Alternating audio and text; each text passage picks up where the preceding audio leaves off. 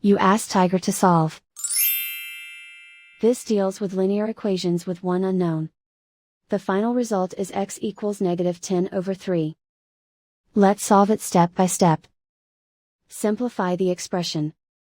Expand the parentheses. Simplify the arithmetic. Group like terms. Combine like terms.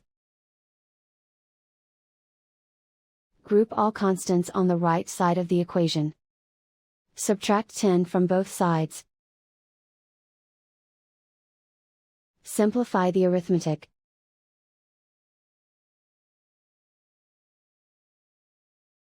Isolate the x.